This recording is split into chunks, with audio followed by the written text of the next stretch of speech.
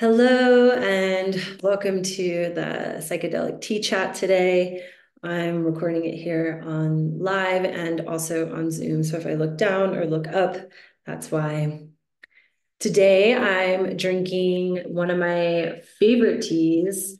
This tea has been around since the beginning of Antler Alchemy, and that is because I began this company with another beautiful human being named Allie, and she created this blend, and I benefited from this blend. So, hi everyone that's coming on.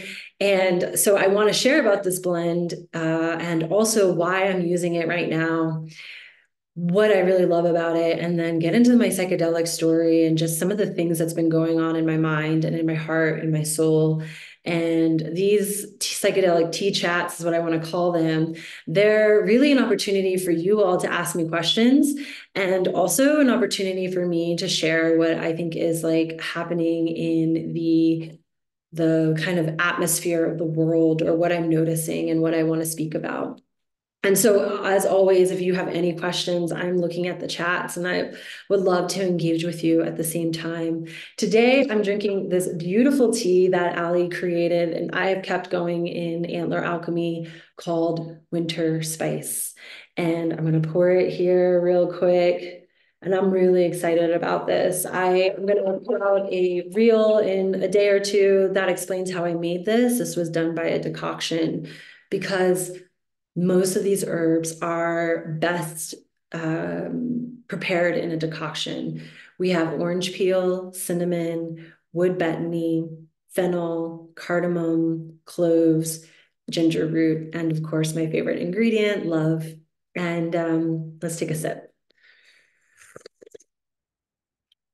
Mm, man, this blend has been nourishing me so much. And yeah, where I got the teapot, I'll definitely share that with you. Ali made this blend to really ground us to the earth, and it has these gentle, warming herbs for the heart, body, and spirit. And it's really chai-like. So that's why I really love it. And so um, it's just kind of like really delicious and nourishing. And I think I saw a question that I want to answer. Um, I don't know what you're trying to say, Jenny. And so maybe you can write about it.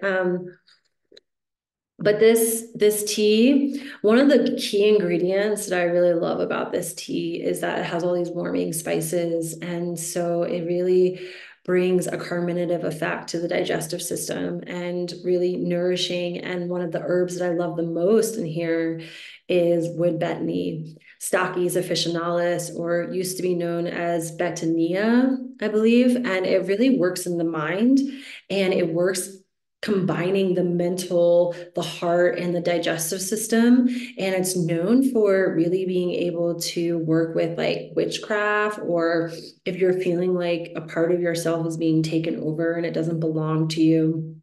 And I think that that's really necessary in a world like today because there's so many aspects of what's being brought to us, what we see, what we are experiencing we that don't belong to us, but are also part of us, are part of our world, right? And we have to be able to be present in the world and show up and be present and be able to hear what's going on when it comes to like Gaza and Israel and hear what's going on in other people's world. And then how do we show up with compassion, but then also not being overwhelmed within the self. And so I think that that's really important these days. And so this blend has been really amazing. And it makes me think about, like, I wrote this long ass prose. It's not that long. It's like according to my Substack, it's an 8-minute read, which is not long, but I think in this world it can seem long because it's a lot. And I wrote some things that have been on my mind lately and I wanted to share. And one of the things is that I feel as though like coming out of being able to like speak my mind and share what's vulnerable and what's going on is really tough. And I was thinking about it the other day, and I was thinking about the lineage that I come from. And I was talking to my girlfriend today about this morning, and I come from really intense warrior, gangster female lineage because my mother grew up in the hood in DC. And a lot of the times, what's being required of me out of life to be an entrepreneur, to show up, to be there for others, to be able to show up for you all and share tea and talk to you and be really good for my clients is being able to also like be that warrior for people. And in that, though, there's these old paradigms that are playing out. And I think it happens when we come from experiences and the world's pushing us and we are watching people being harmed and so it's just really one of those things that's like it's really intense and I think it can be relatable to a lot of people. And so in my family and in my lineage, especially from the women that were really strong, and this is both on my paternal and maternal lineage, it's very much like don't let the left hand know what the right is doing. Pretty is as pretty does. Be mindful of what people know about you. And we're in this world with social media where like we're expected to share ourselves. And I don't think that's really the case. But I also see where those paradigms, those programmings make me hide and make me smaller. And I don't share about deeper essences and information that could be really useful in the world when we're all in challenging positions. And so one of the things that has been really coming up for me is 7 months ago, I received a message from my ancestors that said, I'm not supposed to struggle anymore. And I sat with that and I was like, what does that mean? And what it meant was I'm not supposed to experience struggle that I create for myself, right? Like they did the struggle, the hard work, the things. I'm coming from a lineage that, went through the wars, and we have people that are doing that right now. They're living that existence, like that reality in this moment. And I'm the product of people who live that reality. And many of us are products of people and parents and grandparents that live that sort of reality, or you're in it right now. And what I was learning from my ancestors is that the struggle is real. The struggle was completed, and the struggle is allowing ourselves to release our creation of struggle, right? So it's like we can keep perpetuating and creating it, but our ancestors don't want us to, right? Like my mom didn't go through what she went through, and my grandmother didn't go through what she went to watch me not live to my highest. And I'm pretty sure like your heritage and your family, there's some place you can trace it where those people didn't go through what they went through so that you had to experience the same. And if you're a parent out there, you probably really know that like there's a lot of things that you do for your children because you had to experience something and you don't want them to ever have to experience that. And what that creates for us lineages that come out of those histories is an opportunity, right? This is an opportunity to live up to the ancestral challenge, the ancestral gift, the ancestral like possibilities of showing up in a way that like is more vulnerable, showing up in a way that is softer, is more gentle, has more compassion, doesn't have to live in pain. And of course, pain is going to be there. Struggle is going to happen. And yet we don't have to create it for ourselves. That's not what our ancestors want to see us do. And that's the message that's been coming through really strong. Take a moment and drink this tea. I've been pretty emotional about it. And so one of the things I've been reflecting on is how I haven't shared how deeply psychedelics have healed this, right? And Tony's saying, unfortunately, our children don't understand our struggle. And like, Like it's unfortunately, but also fortunate, right? Because you don't want them to, right? But all we have to do is acknowledge that it happened, right? And so I strongly acknowledge the strength of my ancestors and my mother and the people that came before me because I'm so grateful for where I get to be. And so that I may not understand what they're going through, but I honor the sacrifice. That's right, Tony, the sacrifice. And so one of the things that has come up for me in all of my years, right, is this feeling of wanting to live a dream, wanting to be there. And my dream is making other people's dreams come true. So it's like to do that, I feel a responsibility to live my passion and my dream and to honor my ancestors and go forth as deeply as I can. And so one of the things that I've noticed in my path is the haters or the naysayers or the people that critique you for going down a path that's unlike any other.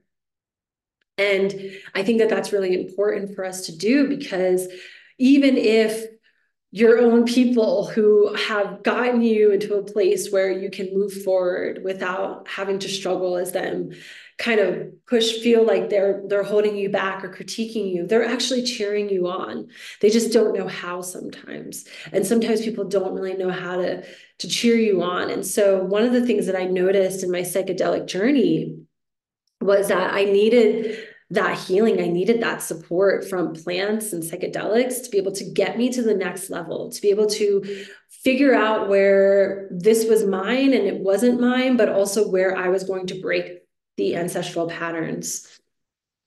And so one thing that really came through when I was younger was psilocybin, was mushrooms, because I didn't know the power of mushrooms, but the first time my friend was like, we're going to go do mushrooms, I was like, we have to go into the Appalachian Mountains. I want to be up in nature and because I want to be in the woods. And so we're hiking and had eaten the mushrooms. And then all of a sudden they like to overtake me and I have to sit down and I'm just sitting around staring at everything in complete awe and realizing that like all the depression, all the things I'm holding aren't going to serve me. And what do I do about that? And nature, literally, I just saw, it was like springtime, and I saw these naked women running through the branches with no leaves yet. And then they turned into this world that encompassed me and circled me. And it was like, we have you, we hold you, we're here. This is everything. This is what's real. This is what's important. And this is what our ancestors knew and what they held for us and why they don't want us to struggle, because they want us to return to the deepness and like the feeling of this and what we are about, right? And what's possible in living in harmony with Earth. And this is why I'm so adamant about preparation and integration and herbalism and working with herbs when you are on psychedelic journeys and being guided through that, because I'm grateful for all my guides and ancestors and the people that have come in through my world to help me move through all of these really intense challenges. And they continue, they haven't stopped. And so like, that's why I'm like, give me my tea, give me my winter spice, like, let me warm myself up, warm my heart, warm my soul, because if I don't do it and I don't nourish myself, who's going to? So then years pass from hearing, like having this experience in college and then realizing that like I still fell into the trap of depression and anxiety and fear and this pressure to be something, right? This like working the 9 to 5 and making the money and all of those things. And I don't discount any of that, by the way, because all of that led me to where I am. So I can't be like, oh, that's not worthy or anything. It's more about understanding our soul and our essence. I don't believe everyone needs to quit their job. I don't believe everyone needs to go on a psychedelic journey and then change their whole life from like in an instant. I really believe that we are here to do our parts in the places we are inserted. And that's why our souls have chosen. I know my soul chose the ancestral lineage I have because my soul needed the women I was going to come from. My soul wanted the warrior spirit. You know, I'm a warrior, so I couldn't live. I not this lifetime, not yet, maybe next one, and complete softness, right? I needed some shakeup. I needed some, like, you know, understanding of what's my purpose here.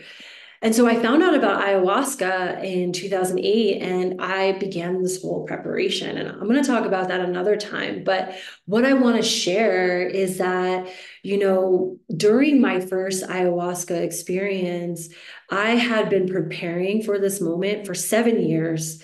But before that, adamantly for 6 months. And that preparation is what created, I think, the experience that I had, which was that I got to see myself in my mother's womb. And I got to experience the information that came in as a child, as a fetus inside this womb, like sending me all the information, right? And I'm in this pure spirit form that's coming from wherever we come from, being able to genuinely receive without any doubts or training or programming. And so I'm just listening and receiving the messages in this womb shape, and then being like, okay, it's time. It's time for me to birth.